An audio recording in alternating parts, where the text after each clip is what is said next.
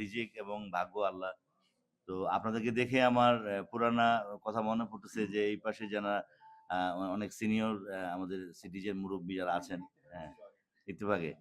আপনি নিশ্চয়ই চিনবেন নাজিমুদ্দিন মস্তান, আমাদের যে নামকরা সাংবাদিক ছিলেন। নাজিমুদ্দিন মস্তান ভাইয়ের কাছ থেকে আমি কাজ শিখেছি। রিপোর্ট রাইটিং, মানে সাংবাদিকতা বা কিভাবে লিখতে হয়। অনেকবার উনি আমার ভাষার ভুল ধরে সাংবাদিকতা, এরপরে পুলিশ এবং শিক্ষকতা পেশাও ছিলাম।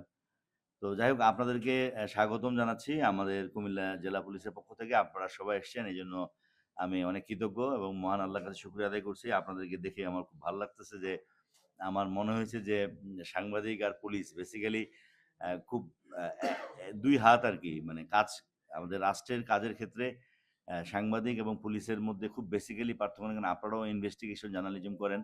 আপনারা ৪ মাস, এরপরে আমাকে ঢাকায় পোস্টিং করে, ঢাকা জেলার পুলিশ সুপার। ওইখান থেকে পরে আমি এই যে সদ্য কুমিল্লায় পোস্টিং হয়ে আমি কুমিল্লায় এসেছি।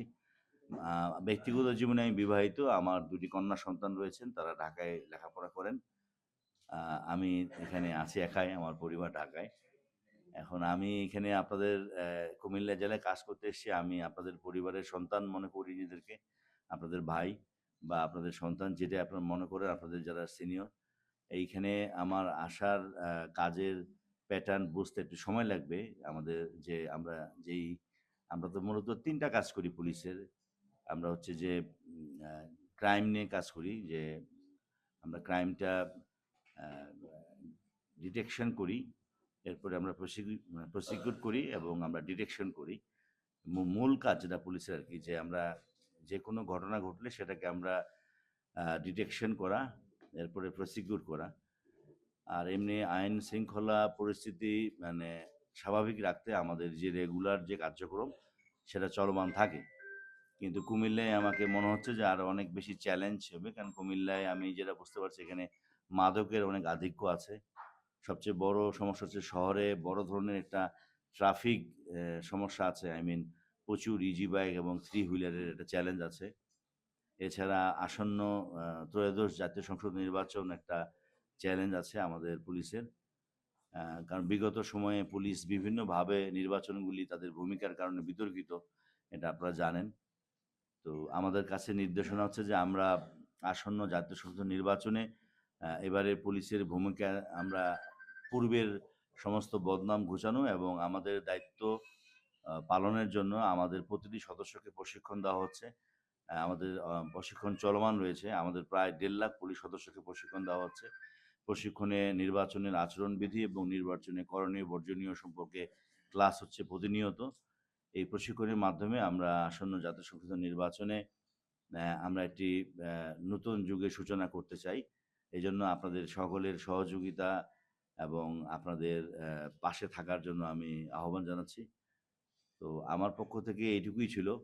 আ আজকে আমি আসার পর ১ম আপনাদের সাথে বসা। আমি মনে করি যে আপনাদের সাথে আ প্রতি মাসে একবার বসলে আমাদের পুলিশের কি কর্মকাণ্ড আমরা করেছি আর কি করলে ভালো হয়, আপনাদের পরামর্শ এবং আপনাদের সমৃদ্ধ তথ্য দিয়ে আমরা যদি প্রতি মাসে বসি, আমাদের এক্সচেঞ্জ বা শেয়ার বা নলেজটা আমরা শেয়ার করি, আমার মনে হয় যে তাহলে হয়তোবা এই কুমিল্লা জেলায় আইন শৃঙ্খলা পরিস্থিতি, মাদক নিয়ন্ত্রণ, ট্রাফিক কন্ট্রোল এবং অন্যান্য যে মামলা, আমরা যেটা বললাম শুরুতেই যে আ আমাদের যে মামলা আমরা যে ডিটেকশন করি, প্রসিকিউট করি অ্যান্ড ইনভেস্টিগেশন, এইগুলির ত্রুটি বিচ্যুতি বা আপনাদের অবজারভেশন থাকলে সেটা আমরা আপনাদের মাধ্যমে জানতে পারলে আরো বেশি ভালো হবে।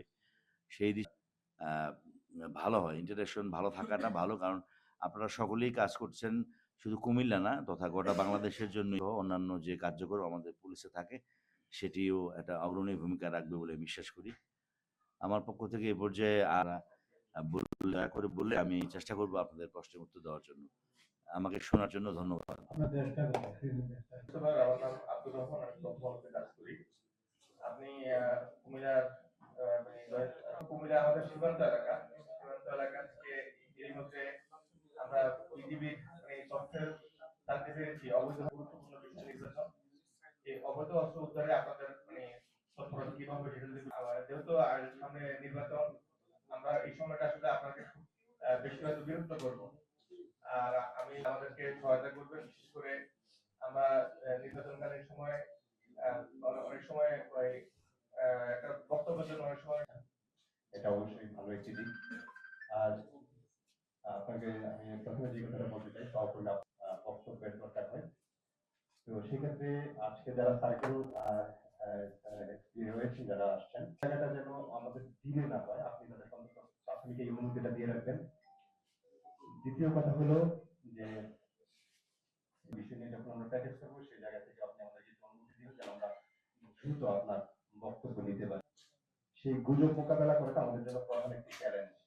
কোনটা সত্য কোনটা মিথ্যা সেটা অফিসাররাই কিন্তু আমাদেরকে অথরাইজ করবেন। সে জায়গা থেকে আপনারা একটু সক্রিয় থাকবেন।